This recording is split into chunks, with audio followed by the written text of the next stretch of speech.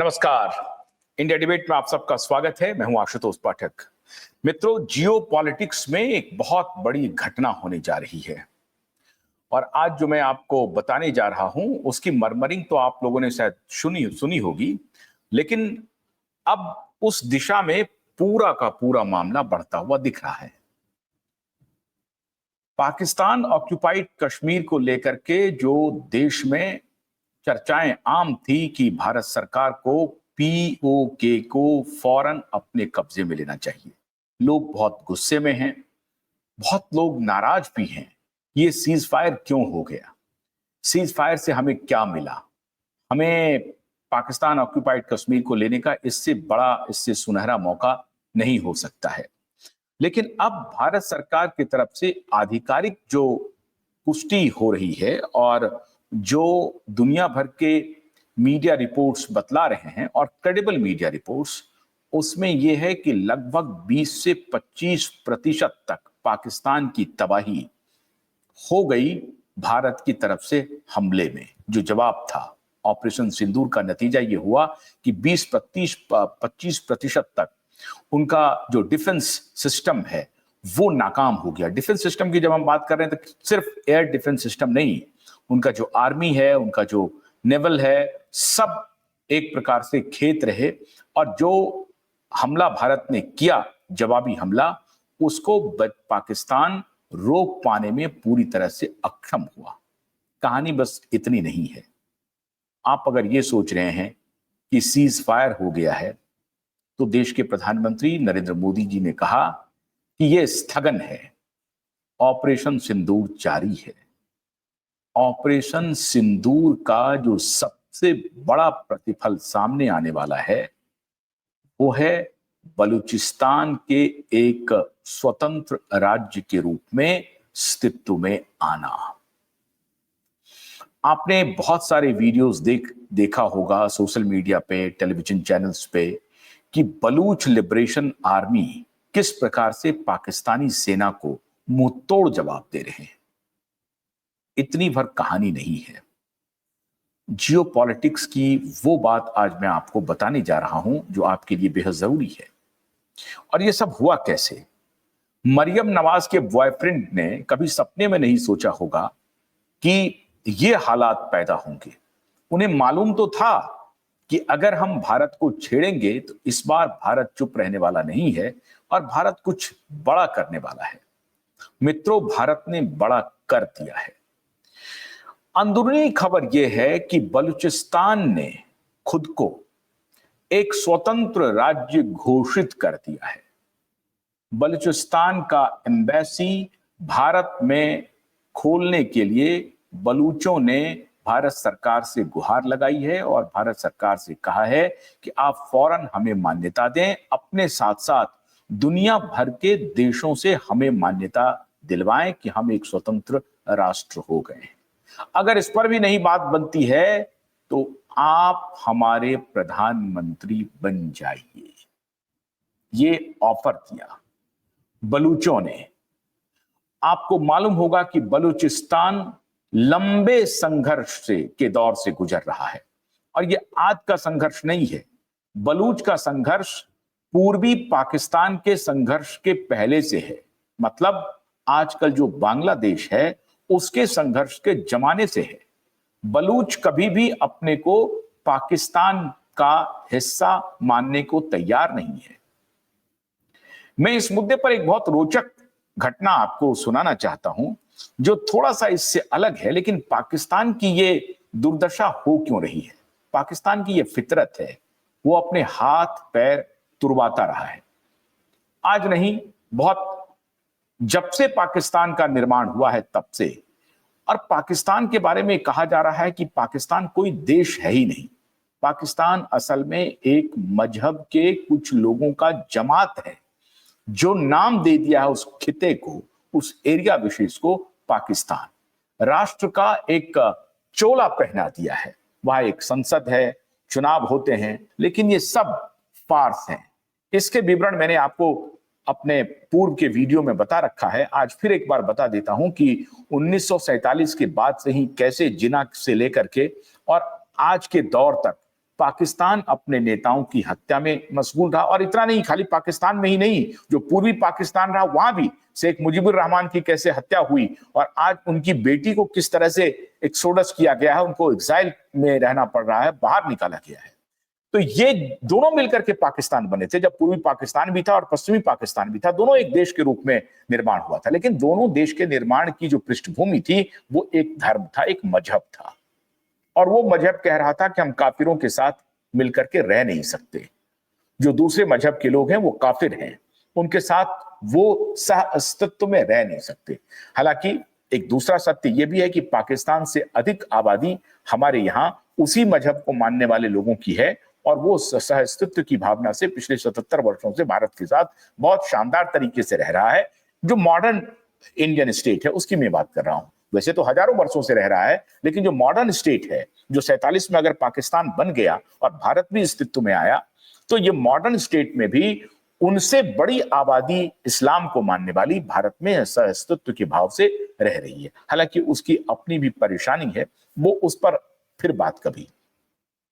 लेकिन बलूचिस्तान ने जिस तरह से घोषित किया कि आप हमारे देश के प्रधानमंत्री बन जाइए और बल्कि हमारा एक राज्य होगा, भारत के अधीन एक राज्य होगा। कहा तो अमेरिकी प्रेसिडेंट कनाडा को धमकी देते हैं कि मैं 53वां 53rd स्टेट घोषित करूंगा। 52 स्टेट हैं, आपको मालूम होगा अमेरिका में, तो 53वां स्टेट वो बनाने की बात करते हैं खुलेआम। और कहा एक स्टेट जो पाकिस्तान से छद्म युद्ध लड़ रहा है, छद्म युद्ध नहीं, सीधा सीधा वॉर में है, पूरा बलूच आर्मी पूरी तरह से पाकिस्तानी सेना, पाकिस्तानी आईएसआई, पाकिस्तानी टेररिस्ट, अफगान के टेररिस्ट, इन सब से दो दो हाथ कर रहा है। और अफगानिस्तान भी चाहता है कि बलूचिस्तान एक स्वतंत्र राज्य बन जाए, धीरे धीरे चाहता है। अफगानिस्तान नहीं चाहता है कि पाकिस्तान मजबूत रहे। इसलिए पाकिस्तान पर जो आप टेररिज्म के अटैक देख रहे हैं, टेररिस्ट अटैक देख रहे हैं, उसमें अफगानिस्तान की भूमिका बहुत अधिक है और बलूच तो कर ही रहे हैं। उधर से पीओके की तरफ से किया जा रहा है, सिंध के भी लोग कर रहे हैं।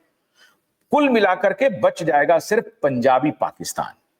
और ये जो पंजाबी पाकिस्तान है, इस पर किसी को भरोसा नहीं है, ना तो बलूचों को भरोसा है, ना सिंधियों को भरोसा है, ना पीएको वालों को भरोसा है। किसी को भरोसा नहीं है पंजाबी पाकिस्तान के ऊपर। तो दोनों की परिस्थिति देखिए कितनी भिन्न है। एक तरफ ट्रंप कहते हैं कि हम 53वां राष्ट्र बनाना चाहते हैं कनाडा को, लेकिन यहां भारत का प्रधानमंत्री या भारत सरकार इस तरह की कोई टिप्पणी नहीं करता है कि बलूचिस्तान भारत का हिस्सा हो। बलूच खुद कह रहे हैं, बलूचिस्तान के नागरिक आकर के कह रहे हैं कि हम भारत का हिस्सा बनना चाहते हैं और गोया कि हम भारत के प्रधानमंत्री नरेंद्र दामोदर दास मोदी को अपना प्रधानमंत्री घोषित करते हैं। अब ये जो कहानी है, इसमें भारत फूक फूक करके कदम रख रहा है। ये ट्रैप भी हो सकता है, भारत एक बड़े संघर्ष में भी फंस सकता है। क्यों? बलूचिस्तान पर चाइना की नजर है, बलूचिस्तान पर अमेरिका की भी नजर है। बलूचिस्तान पाकिस्तान का वो ऐसा हिस्सा है जहां खनिज पदार्थ की खनिज संपदा प्रचुर मात्रा में मौजूद है, चाहे बॉक्साइट हो, एल्युमिनियम हो और तमाम तरह के खनिज पदार्थ जो हैं वो प्रचुर मात्रा में वहां उपलब्ध है। इसीलिए जो ग्वादर पोर्ट बना है उसमें चाइना ने अपनी पूरी पूंजी लगा दी है। और बलूचिस्तान और चाइना के बॉर्डर के साथ साथ चाइना ने अपना इंफ्रास्ट्रक्चर काफी बिल्ड किया हुआ है। भारत ने इस पर कभी आपत्ति भी जताई, लेकिन भारत नहीं चाहता है कि फटे में हम टांग अड़ाएं। और अगर पाकिस्तान चाइना की तरफ झुका हुआ है तो ये चाइना ही पाकिस्तान को नेस्तनाबूद करेगा। अब आप सोचिए कि पाकिस्तान की अपनी कोई हैसियत नहीं है।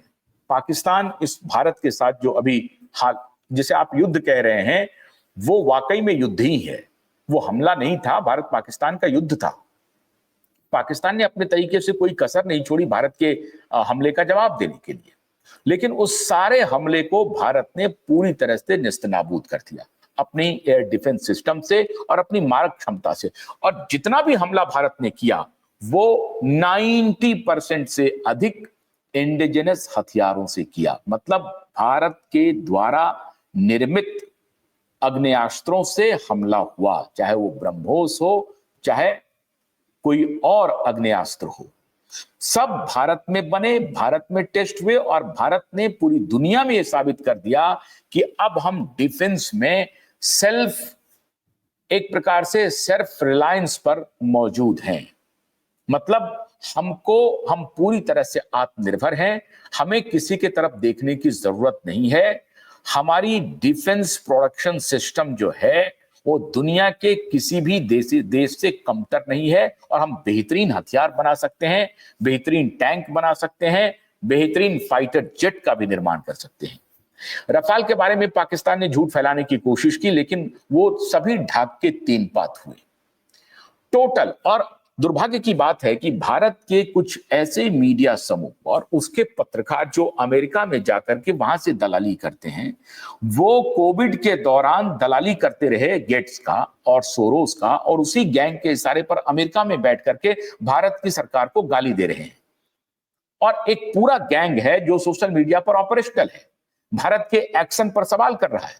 कांग्रेस पार्टी के नेता शशि थरूर, कांग्रेस पार्टी के नेता पी चिदंबरम भारत सरकार की सराहना कर रहे हैं, कह रहे हैं कि भारत सरकार ने बहुत ही शानदार स्ट्राइक किया, जिससे बदला लेना था बदला लिया, आतंकवादी के कैंप को ध्वस्त किया और कुछ एयर सिस्टम पर भी इन्होंने हमले किए।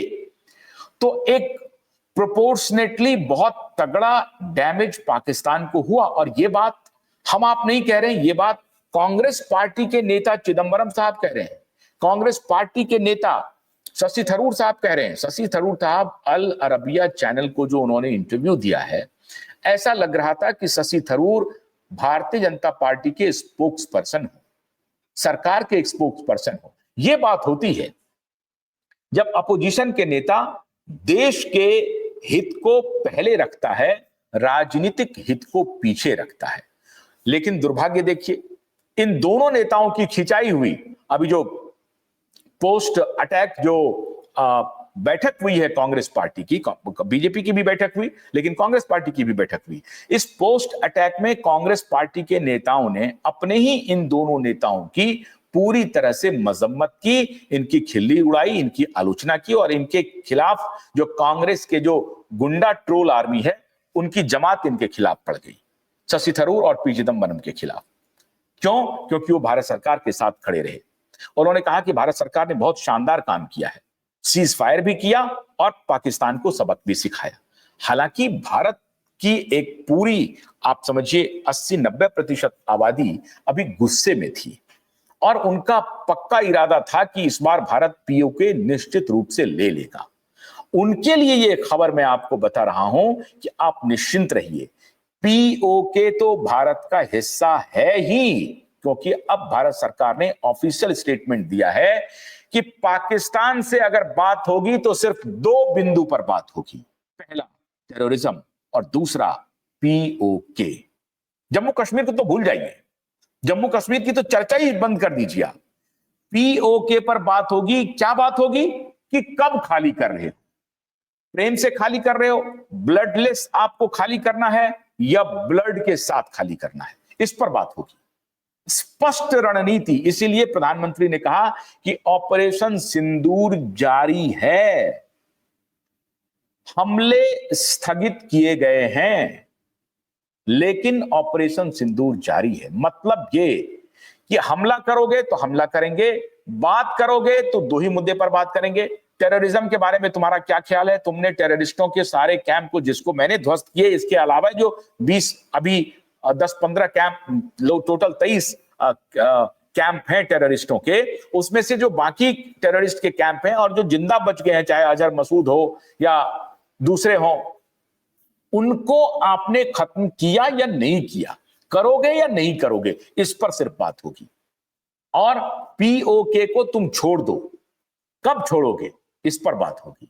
या मैं कब्जा करूं, इस पर बात होगी। प्रेम से अगर चाहते हो तो प्रेम से दे दो, नहीं तो हम कब्जा करेंगे, इस पर बात होगी। ये तो एक आसान सा डॉक्ट्रिन भारत सरकार ने बना दिया, जिसको न्यू नॉर्मल कह रहे हैं। ऑपरेशन सिंदूर का जो न्यू नॉर्मल है वो यही है कि भारत सरकार ने कह दिया कि अब पाकिस्तान से बात होगी तो इन्हीं दो मुद्दों पर बात होगी। पहले होती थी सियाचिन ग्लेशियर पर बात करेंगे, सिंधु जल पर बात करेंगे, कच्छ पर बात करेंगे, क्रिकेट बलूचिस्तान पर बात करेंगे, कश्मीर पर बात करेंगे, ये सब गए आपको तेल लेने के लिए। इन सब मुद्दों की तो चर्चा ही बंद हो गई और इसीलिए भारत सरकार का जो सबसे बड़ा मास्टर स्ट्रोक है वो है बलूचिस्तान। अब भारत को इसमें भारत के अलावा जो दो बड़े स्टेक होल्डर हैं उनके साथ नेगोशिएशन करना है। बस उसका इंतजार कर लीजिए, बस उन दोनों की सहमति हो जाए, बात बन जाएगी और बलूचिस्तान एक राज्य के रूप में भारत सरकार और भारत उसे मान्यता दे देगा आने वाले दिनों में। अब यह और बात है कि प्रधानमंत्री मोदी वहां के प्रधानमंत्री होते हैं या बलूचिस्तान का कोई व्यक्ति वहां का प्रधानमंत्री होता है।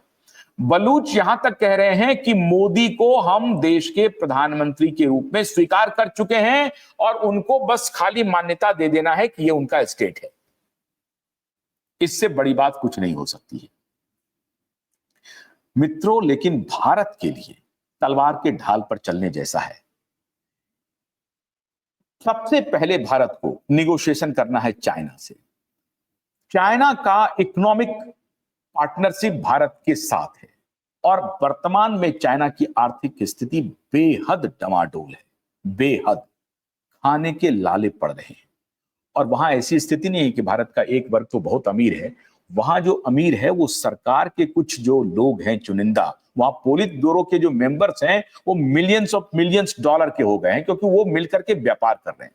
इसीलिए चाइना कभी किसी देश से वार अफोर्ड नहीं करेगा और खास तौर से भारत से उनको खाना पानी सब कुछ मिलता है। चाइना के पास एग्रीकल्चरल लैंड की कमी है, इसलिए आप देखते होंगे कि चाइना जो एग्रीकल्चर अपना खेतीबाड़ी जो करती है वो कई बार पहाड़ी इलाकों, मिट्टी नुमा पहाड़ होता है उसमें वो खेती करते हैं। चाइना प्लेन लैंड की तलाश में है और इसीलिए पूर्वी भारत में बांग्लादेश कह रहा है कि हम आपको वो प्लेन लैंड मुहैया कराने की स्थिति में है अगर आप भारत के इन स्टेट को हमारे साथ मिला लीजिए। और ये बात अमेरिका भी चाहता है। अमेरिका एक राष्ट्र की कल्पना पहले से किए हुए है और उसमें रिपब्लिकन छोड़ दीजिए, डेमोक्रेट, लेकिन अमेरिकी पॉलिसी में रिपब्लिकन डेमोक्रेट छोड़ दीजिए, अमेरिका अपना हित पहले साधता है। उसमें भारत के 7 स्टेट्स जो हैं पूर्वी, उनका कुछ हिस्सा, बांग्लादेश का कुछ हिस्सा मिल करके एक देश की कल्पना की जा रही है। वहां भी भारत को तोड़ने की साजिश चल रही है। तो भारत को अभी पूर्वी फ्रंट पर भी लड़ाई लड़नी है और पश्चिमी फ्रंट पर भी लड़ाई लड़नी है। पश्चिमी और पूर्वी फ्रंट की लड़ाई को डाइल्यूट करके चाइना को बिजनेस में किसी तरीके से एंगेज करना है और चाइना बिजनेस में 30% तक, 30 से 37% का स्टेक निवेश चाइना का भारत में है और वो निवेश और बढ़ाएगा चाइना। दिक्कत यह है कि चाइना के निवेश पर या चाइना के जो भी, अगर भारत में प्रोडक्शन होता है तो फिर वो भारतीय प्रोडक्शन कहलाएगा, लेकिन वो चाइना का अगर प्रोडक्शन होता है और ट्रेडिंग में हम अगर उसके हिस्सेदार बनते हैं तो नुकसानदेह होगा।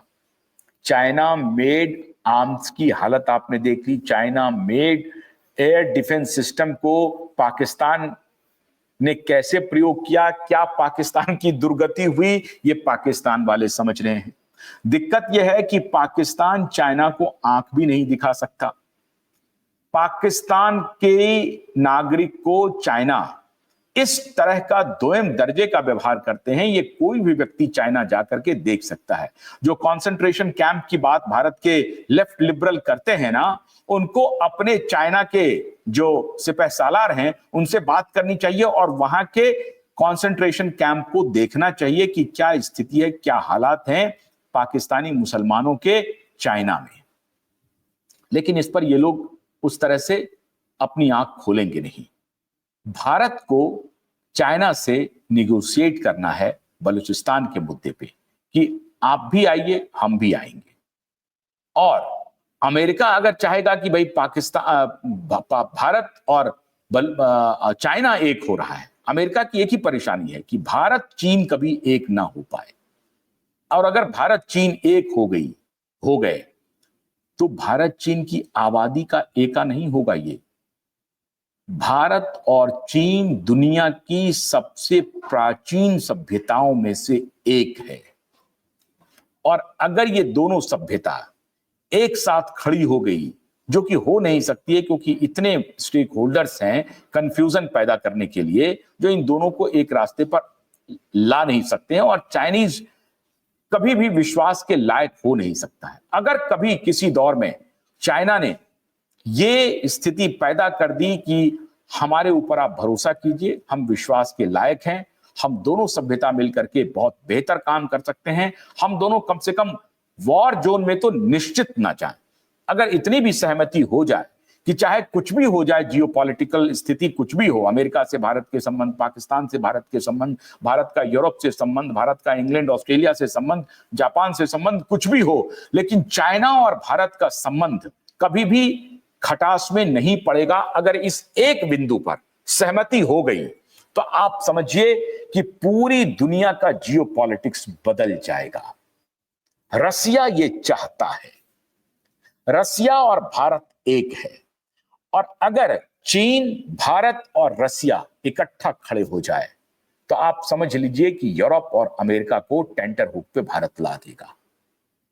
अब भारत की जो सामरिक स्थिति है, भारत की जो अपनी इमीडिएट भौगोलिक स्थिति है, उसके लिए चाइना को बातचीत में इंगेज करना, चाइना को वॉर जोन से बहुत दूर ले जाना, और भारत और चीन मित्र देश के रूप में बढ़े और अमेरिका से भी कोई दुश्मनी ना ले, क्योंकि अमेरिका के साथ दिक्कत ये हो गई है कि हमने आईटीएंस तैयार किए, हमने डॉक्टर्स तैयार किए, हमने स्किल वाले और बड़े एकेडमिशियन तैयार किए, उन सबको तैयार करके अमेरिका भेज दिए हैं। अब वो सारे लोग अमेरिका में हैं और अमेरिका का विकास करने में लगे हुए हैं। अब वो कभी भारत और चीन को इकट्ठा होने देंगे नहीं, चाहे जो भी कीमत चुकानी पड़े। और उसका एक कारण यह भी है कि चाइना ने कभी वैसा मौका दिया भी नहीं कि भारत और चीन इकट्ठा हो जाए। ये तो हमारी डिप्लोमेसी की खूबसूरती है कि भारत और चीन खुद को 1962 के बाद से कभी भी वॉर में नहीं जाने दिया है। और ये मैं समझता हूं कि सरकार चाहे किसी की भी हो, भारत की ये डिप्लोमेसी बहुत शानदार रही है कि भारत और चीन खुद को कभी भी वॉर में इंगेज नहीं किया 1962 के बाद। अब कहानी ये है कि अगर बलूचिस्तान के मुद्दे पर भारत और चीन इकट्ठा हो जाएं और अमेरिका को कहें कि भाई आप भी अगर कुछ व्यापार करना चाहते हैं, कुछ धंधा करना चाहते हैं, तो ये इलाका जो है ये खनिज पदार्थ से भरपूर इलाका है, इसमें आप भी आइए, हम सब मिलकर के व्यापार करते हैं, बिजनेस करते हैं, तो सबका भला होगा। अमेरिका आएगा कि नहीं आएगा कहना मुश्किल है, उनकी इच्छा तो रहती है, लेकिन अमेरिका की इच्छा बलूचिस्तान से ज्यादा पाकिस्तान को जिंदा रखने की होगी, क्योंकि उनको अगर आने वाले दिनों में किसी एक अर्थव्यवस्था से डर है तो वो है भारत। भारत और चाइना में फर्क यह है कि चाइना एक कम्युनिस्ट कंट्री है, भारत एक डेमोक्रेटिक वाइब्रेंट कंट्री है। और ऐसी परिस्थिति में अमेरिका को यह हमेशा लगेगा कि अगर एक डेमोक्रेटिक कंट्री अर्थव्यवस्था के मामले में हमसे आगे निकल गई तो रिवर्स माइग्रेशन शुरू हो जाएगा।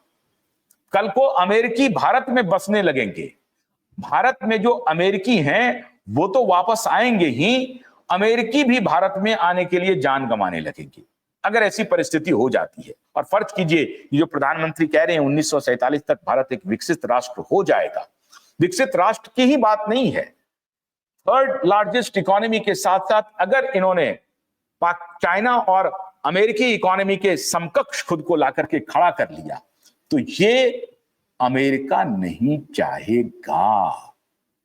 अब इंग्लैंड की, जर्मनी की, फ्रांस की तो कोई औकात नहीं है। ये लोग तो, अब मैं तो समझता हूं कि अगर फ्रांस के प्रधानमंत्री आए और जर्मनी और इंग्लैंड के प्रधानमंत्री आते हैं तो प्रधानमंत्री मिलने भी नहीं जाते हैं, किसी को भेज देते हैं कि भाई उनको लेके आ जाइए, मिल लेंगे हम। इस तरह का व्यवहार अब भारत को करना पड़ेगा। यूरोप से भारत को डरने की जरूरत नहीं है, यूरोप कंप्लीटली खत्म हो चुका है। यूरोप सर्वाइवल की लड़ाई लड़ रहा है, बिल्कुल सर्वाइवल की लड़ाई लड़ रहा है। यूरोप में कुछ भी नहीं बचा है। आर्थिक तंगी से यूरोपियन नेशंस गुजर रहे हैं, और खासतौर से वो कम्युनिस्ट देश जो पूर्वी यूरोप का हिस्सा है, पोलैंड इत्यादि, उनकी तो हालत पहले से भी खास्ता है। तो यूरोप को आप बिल्कुल इमटेरियल मानिए। जो पावर सेंटर्स हैं उसमें अमेरिका, चाइना, रसिया, भारत और टोटल एंटायर यूरोप जोड़ लीजिए आप। जापान और ऑस्ट्रेलिया खुद को अलग रखता है। जब कोई बात होती है तो जापान और ऑस्ट्रेलिया आ जाते हैं। कोरिया वगैरह की वो अभी हैसियत नहीं है। साउथ कोरिया अभी युद्ध में इस सब तरह से जाने का, नॉर्थ कोरिया वाले तो पागल हैं, आपको बताने की जरूरत नहीं है। तो भारत को बहुत सोच समझ करके अपनी फॉरेन पॉलिसी को फाइन ट्यून करना पड़ेगा, और चाइना और अमेरिका को बैलेंस करके बलूचिस्तान को हटा देना पड़ेगा पाकिस्तान से। पहला काम तो भारत को यह करना है, और यह काम भारत ने ऑलमोस्ट कर दिया है। भारत में बलूचिस्तान के एम्बेसी को आप देखिएगा कि आने वाले दिनों में कभी भी आप सुनिएगा कि भारत ने उसको मान्यता दे दी। अब पाकिस्तान इसको लेकर के फिर जाएगा इंटरनेशनल बिरादरी के पास। कहां जाएगा? अमेरिका और चाइना के पास जाएगा। तो चाइना के साथ भारत अपना निगोशिएशन बढ़ा रहा है, अमेरिका के साथ निगोशिएशन बढ़ा रहा है। अगर भारत को किसी से डर है तो अमेरिका से, और अमेरिका में भी एक खास गैंग को भारत को पहले एलिमिनेट करना पड़ेगा। मस्क और ट्रंप के साथ निगोशिएशन अच्छा हो सकता है, पुराने लोगों के साथ नहीं हो सकता है, क्योंकि पुराने लोग भारत को कमजोर करने के लिए किसी भी एक्सटेंट तक जा सकते थे। हालांकि अभी की जो डिप्लोमेसी है ट्रंप की, वो बहुत अच्छी नहीं कही जाएगी, और उसके लिए मैं समझता हूं कि भारत सरकार दोषी है कुछ हद तक। इसके लिए मैंने पहले विवेचना की है कि भारत सरकार जिस तरह से बाइडेन गैंग के साथ अपने आप को बहुत करीब लेके चला गया है, उससे जो नया प्रशासन अमेरिका में आया है वो बहुत कंफर्टेबल नहीं है, और वो चाहता है कि पुराने प्रशासन से दूरी बनाए भारत सरकार। और इसलिए प्रधानमंत्री मोदी को गेट्स एंड सोरोस से बिल्कुल दूर हो जाना चाहिए, और मस्क और ट्रंप के साथ अपनी डिप्लोमेसी को आगे बढ़ा करके दो संबंध को और मधुर बनाया जा सकता है। तभी ये जो बलूचिस्तान का जो स्वप्न है ये पूरा होगा। और जैसे पूर्वी पाकिस्तान टूट करके बांग्लादेश आपने बनाया 1971 में, ठीक 52-53 साल के बाद आप वो कहानी फिर दोबारा दोहरा देंगे। और ये जो मरियम नवाज के जो बॉयफ्रेंड है मौलाना मुनीर इतने बेवकूफ हैं कि वो अपनी इश्कबाजी में उनको कोई इल्म नहीं है कि वो क्या कर गुजरे हैं। उन्होंने जिस तरह से आतंकवादियों को ट्रेन करके भारत में, एक प्रकार से मिलिट्री ऑपरेशन था ये, आतंकवादी वेश में थे, हो सकता है कि वो उनके मिलिट्री ही हो, जो यहां से धर्म के नाम पर जो आकर के जिहाद करने की कोशिश की, और भारत में रॉयट करवाने की जो उनकी प्लानिंग थी वो फेल हो गई। अब रॉयट तो पाकिस्तान के खिलाफ हो गया, और 25% पाकिस्तान ध्वस्त हो चुका है। अभी एक खबर आ रही है कि न्यूक्लियर लीक की भी खबर है। भारत ने कहा है कि हमने कभी भी उनके न्यूक्लियर ठिकानों पर हमला नहीं किया, लेकिन एक बात ध्यान रहे, न्यूक्लियर ठिकाने के बहुत करीब भारत पहुंच गया है, इससे भी कोई इनकार नहीं कर सकता है।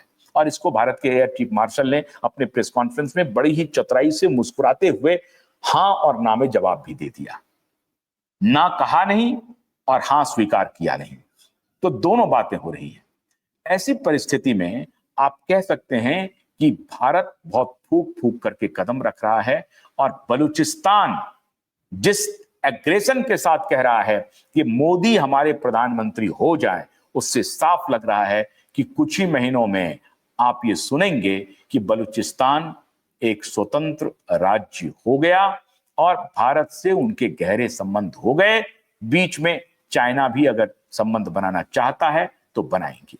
मुझे इस पे एक बहुत ही इंटरेस्टिंग कहानी याद आ रही है, मलकाए तरन्नुम की, लेकिन मलकाए तरन्नुम की कहानी कल बताऊंगा। बहुत इंटरेस्टिंग है, जो पाकिस्तानी डिप्लोमेसी और जियोपॉलिटिक्स के लिए अगर मलकाए तरन्नुम की कहानी, मलकाए तरन्नुम से मेरा तात्पर्य है उन नूरजहां की कहानी से।